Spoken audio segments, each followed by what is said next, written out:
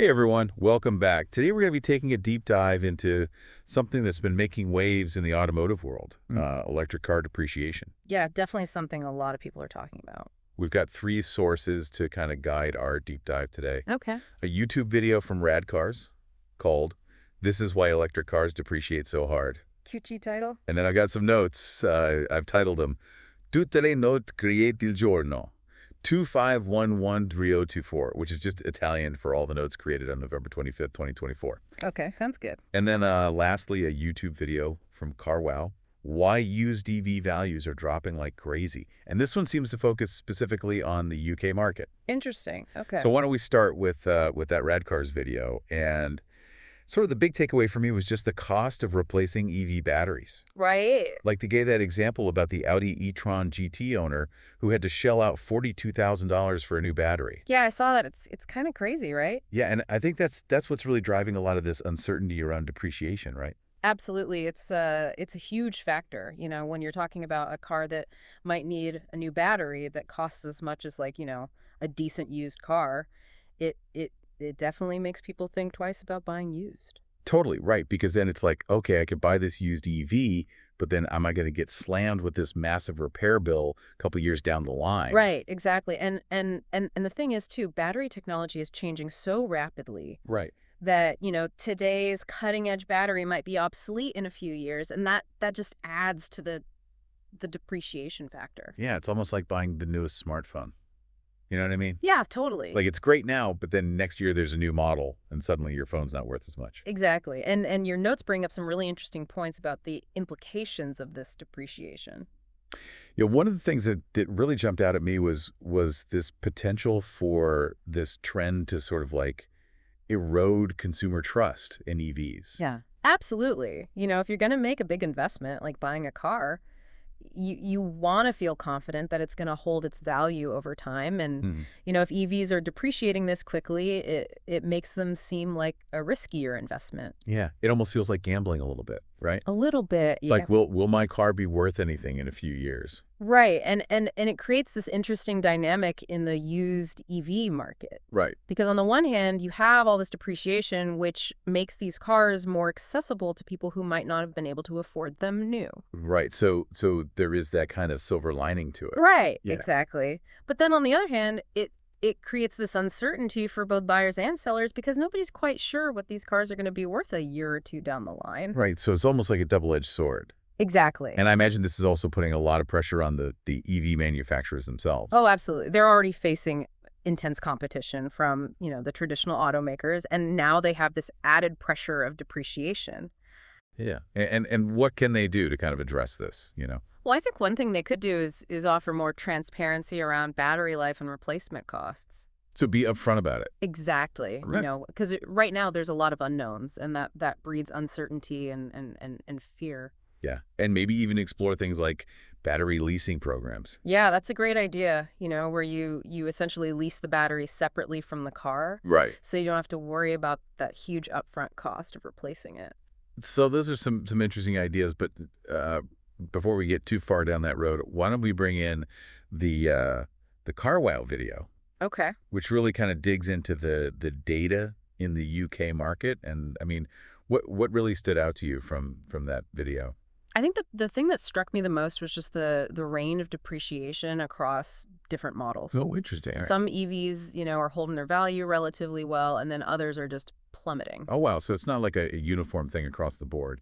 No, not at all. The video actually highlights the top 10 EVs with the steepest depreciation in the past year, and some of the numbers are pretty shocking. Okay, so spill the tea.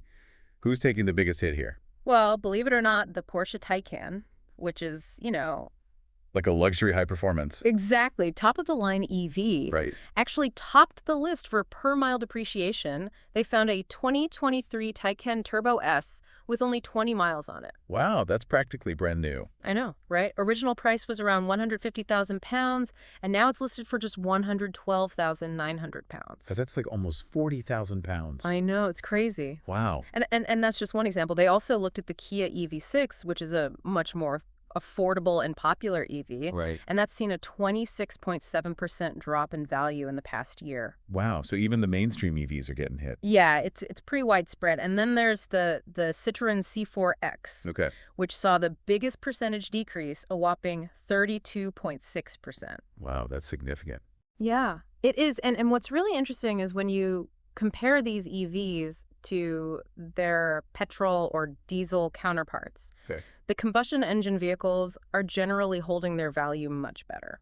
So give me an example. For instance, the petrol Citroen C4 only dropped by 19.7% compared to the electric version's 32.6. Wow. So it really does seem like EVs are taking a much harder hit, at least for now. Yeah, for now. But CarWow did mention one interesting exception to the trend. Okay, I'm intrigued. Lay it on me. The Genesis GV70, which is an electric SUV, Okay. actually saw its used value increase by 8% in the past year. Oh, wow. Okay, so maybe there's hope. Yeah, maybe it suggests that, certain factors like brand perception or specific model features can influence how well an EV holds its value. Yeah, that's not all doom and gloom. Exactly. And Carwow made a really good point that the depreciation we're seeing right now can't be entirely explained by, the market correcting itself after those supply chain issues we saw back in 2023. Right. So just to give our listeners some context, there were those shortages of things like semiconductors, Yeah. and that led to inflated used car prices. Exactly. And so now things are kind of returning to normal.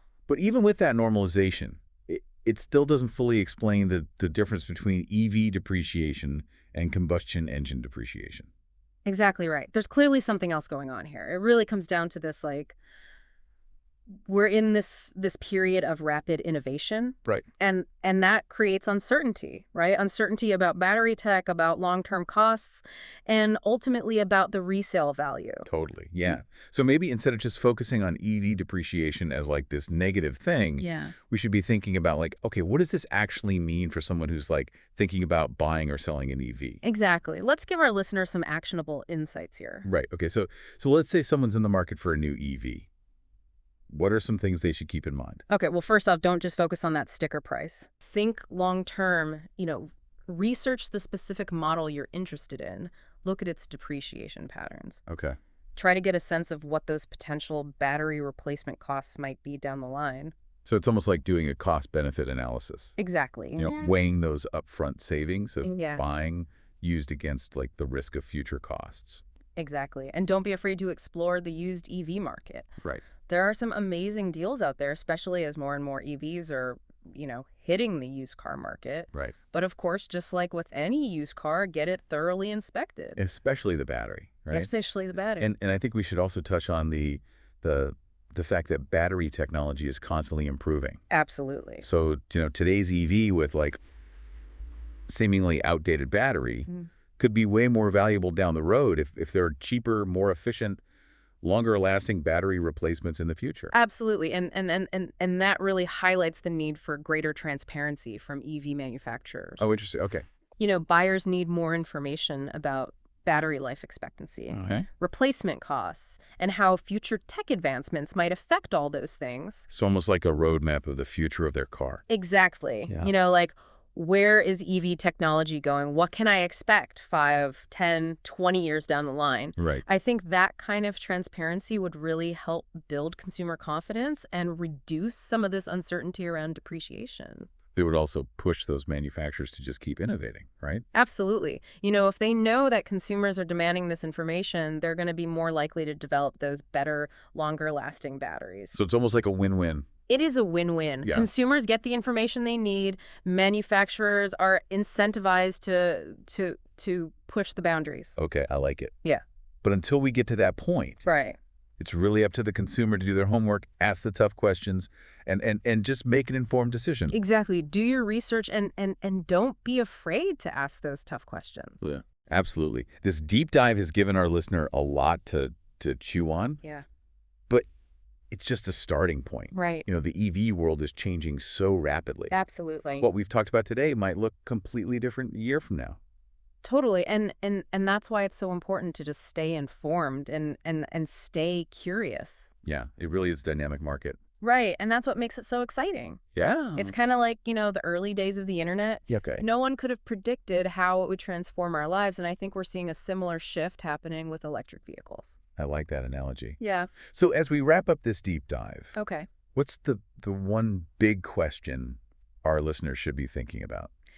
I think the most important question to ask is, what are your priorities? Okay. And how do they align with, the current and future EV landscape? Right. Like, are you looking for the most affordable option right now, even if that means, potentially higher depreciation? Or are you willing to maybe pay a premium for a model that might hold its value better over time? Finding that balance. Exactly. Balancing your budget, your needs, and your long-term outlook on EV technology. And there's no right answer. No, there's no one-size-fits-all answer. It really depends on your individual circumstances. Well said. Well, hey, if our listener has any insights or questions of their own, Yeah, we'd love to hear from them. absolutely. Maybe it'll spark a whole new deep dive. Exactly. Until then, happy driving, and may your deep dives be filled with knowledge and discovery.